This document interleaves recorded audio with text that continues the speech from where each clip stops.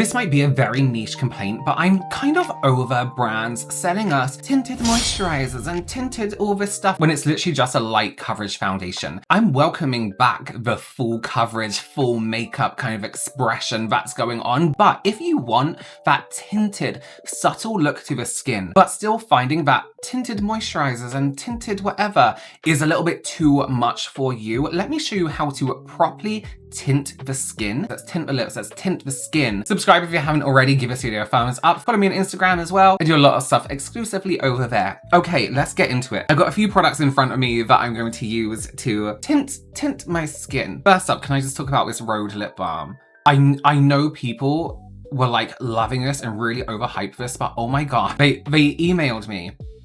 I was like, can we send you our new banana thing? I was like, yeah, because I'm on the quest for banana fragrance products because I just love them. This is so beautiful. This is so beautiful. But not only the smell, it's like this banana-y, dessert-y smell. On the lips, I pop this on overnight, and when I wake up in the morning, it's still on my lips. I can feel this hydrated region in my mouth. You know, usually I'm putting on a night mask hoping that I wake up in the morning with the most plump, smooth lips, but this has been incredible. So thank you to them for sending that to me. I think it's a new formulation, which I kind of want to explore a little bit more also. Okay, let's talk about color correction first. I know not everyone color corrections, but color correction doesn't always have to look like this. Although that's a very artsy way to do it, and I do appreciate the artistry. Let's truly tint the skin in a color correction way. Now, obviously the shades I'm going to use are the saturation to my skin tone, so you can take that skin tone and deepen it depending on your skin tone too. I'm going to use these from Noose. These are almost like cushion foundations. These are their Reju Toning Sun Cushions. And there's a few different shades in this one, but I'm mainly going to use the green and the tan. Tan's going to be around my eyes that kind of neutralize this.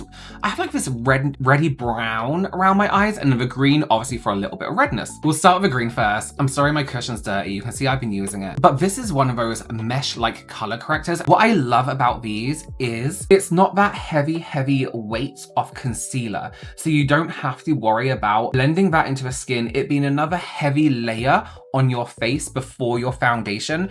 It's a lightweight layer that's going to neutralize that redness. So I'm going in every single area where I'm extremely red. I always think, have I blended it enough that I'll be happy to leave the house looking like this? That's how almost blended with your skin tone, how on the level of your skin tone your color correction should be. Now, obviously, if you have very dark circles under the eye or quite strong discoloration, you are obviously going to want to turn up the saturation of that product. So we've got that nice neutral base. I'm going to go in with tan around my eyes because it is a peachier tone. It's almost like a peachier salmon, and I'm actually going to go in with a brush to be really particular with where I'm making that neutralization. Again, tinting the area, not covering. Think about watercolor almost. I don't know why I said that. It made sense when I said it. If you're not wearing eye makeup, just go on the lids very slightly. Make sure it's very blended in. And there you go. And of course, we'll go over this with a little bit of foundation as well, or BB cream, or tinted moisturizer, or tinted sunscreen. Make everything more even. And that's how we tint our skin. That's how we color correct without it looking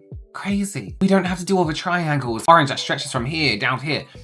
Unnecessary, right? Let's talk about skin. I'm going to use these BB creams from Glow, and I'm actually going to mix them up. And I know you might be thinking, mix them up. It's dead quick. And these are so sheer and so tinted that you're not really going to be like, oh my god, the color's wrong, you know? I always think, I don't know about you, but I always think with when I want a skin tint or when I want a BB cream or something like that, I don't really want maximum coverage. Like, I kind of want to be able to see my skin underneath still. I want to see one or two slight blemishes, you know? I want my skin texture to be visible. I don't really want coverage. There's just those days where you're like, I kind of don't want anything on my face today, but also I kind of do. These are just product suggestions. You don't have to run out and buy this. I'm just showing you how little or how much you want to use, you know what I mean? What I am gonna go for is a slightly more tanned look to my skin when I'm using such a sheer skin tint. What I am gonna do though is go for a slightly more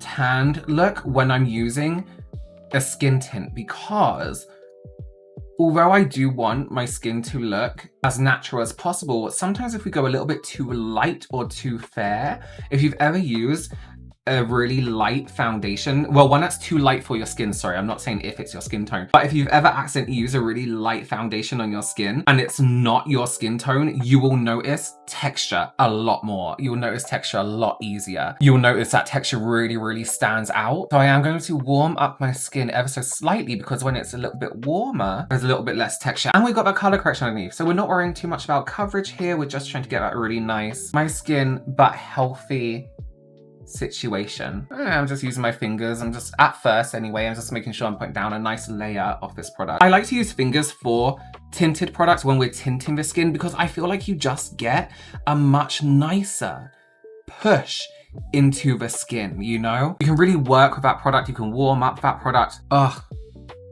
Health skin. Beautiful. This has such a really nice glow to it. Oh, I didn't mention before this, the cushions, the color correction cushions were SPF too. Look at that glow. Look at that stunning glow to my skin. I'm actually just gonna take one of the cloud puffs from the same brand, from Glow, and just go around my edges, my seams. So around the hair, around the beard, around the nose, like here, maybe some bits that we might not have been so great at while we've been blending with our fingers. But this is exactly the look I want from tinted products, right? You can still see my skin. It's like, oh yeah, it's not perfect skin, but it looks nice, it looks healthy, it looks glowy. We're gonna add a little bit of concealer just around the eye area. This is from a Beauty Crop. This is their Weightless Wonder Concealer. I've been really enjoying using this concealer. I've been loving their products a lot.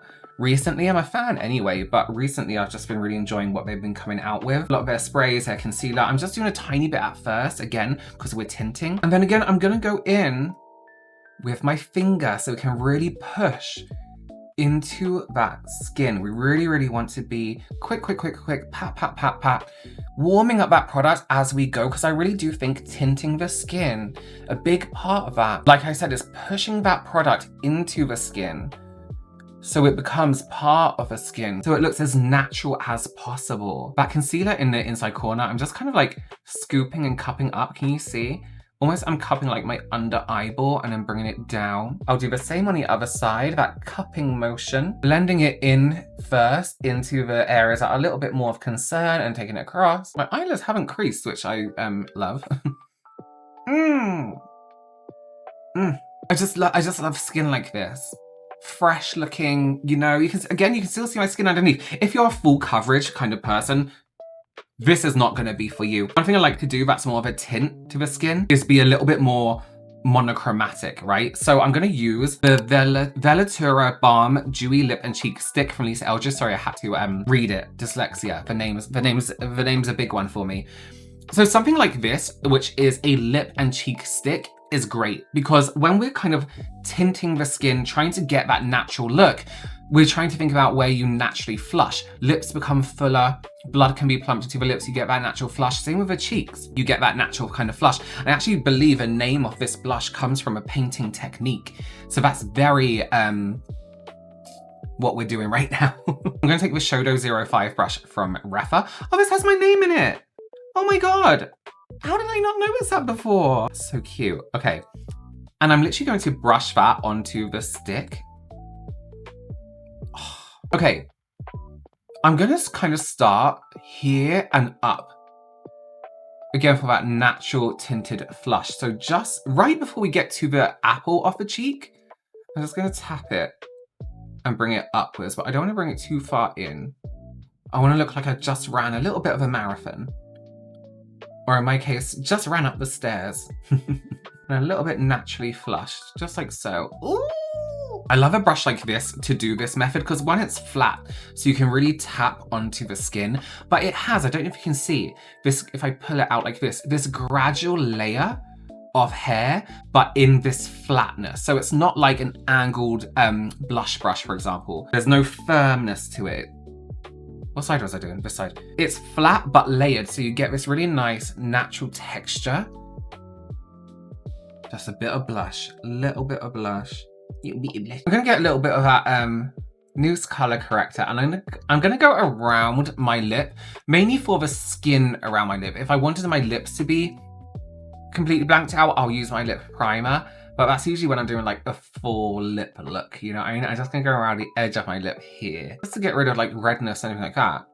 I mean, we're literally just about to add it back on. I'm gonna use my ring finger again, the finger that we would use for around the eyes, that kind of area, just to add a flush of this lip color to the lips. And I'm gonna kind of go just off center in the middle. I'm gonna bring it a little bit further down than I should. Can you see? Just smudge that out. We're giving ourselves like a brat's pout without having to overline dramatically, just by elongating the middle of her lip only. A little bit over a cupid's there. This is a very creamy formula. It's very, very comfortable, extremely weightless, like you cannot feel a single thing. I'm gonna use what's left on my finger to go around the edges. So can you see we kind of got that bitten definition in the center of the lip here, without giving ourselves too much of a spaghetti lip. Ooh. Ooh. If you want a little bit more glossy, I'm gonna go in with, oh my God, I've screwed this on so tight. Some of the NYX Jelly Job, because it's just beautiful and it comes with that really nice spatula. This is the shade 5 Honey It's Jelly. And I'm literally gonna do just in the center here. Oh God, it's so beautiful. Isn't that the most beautiful, like, just nude gloss? The way it has this glow to it just matches that tone so perfectly. Last but not least, I am going to add some powder, but I'm going to be very, very strategic with where we put this powder.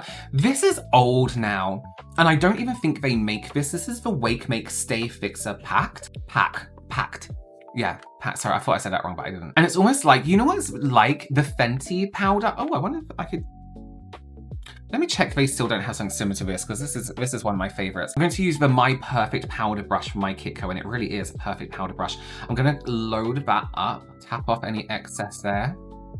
And then I'm just going to push with medium pressure. You can see my hands are still down the end of the brush here, so I'm not being too heavy-handed. I'm not taking it all the way up to the eye either. We're not setting that under eye concealer. I'm kind of over it, you know. I'm kind of over loads of powder under the eye. I'm really just pushing it. I'm using the angle of that brush. This is another one of those brushes where the hairs are kind of cropped all the way down. I'm just using the angle of that brush to push into those areas where perhaps I might get a little bit too oily or a little bit too shiny. That feels nice.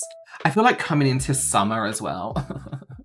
Except for those of you in Australia, lucky you. We still want that coverage. We still want some definition from things like our blush, but we don't want that heavy feeling, that stuck to our face feeling, you know? Oh, I forgot to do a little. So because we've used a color corrector on the eyelids, I am actually going to powder my eyelids. You know me, I always say use an eye primer. But these are quite good because they have that SPF to it. And they don't sting your eyes either, don't worry about that. Like, I mean, okay, pretend you didn't know I just did all this makeup. Would you think, apart from the lips, that I'm wearing BB cream, color corrector, blush, concealer? Would you think I was makeuped up? It's very subtle. It's very subtle. This is what I want when we're talking, you know, not tinted SPF. SPF is its own thing. I'm talking about light, what was it?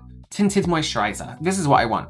I want to see my skin. I don't want foundation. I literally want to neutralize a bit of redness, a little bit of any like blemishes or scars left on my skin, and be done with it. Okay, let me know your opinions down below. Let me know your favorite subtle, you could wear this everyday product down below. Let me know what you are using that is so subtle, so unclockable and undetectable that it's like, yeah, Robert would like this. Let me know down below. All right, thank you for joining me. Consider subscribing, give this video a thumbs up, and I will see you on another Tuesday. So I've moved the Monday videos to Tuesdays now. More people are watching on Tuesday for Makeup Tuesday. I'll see you then. Bye.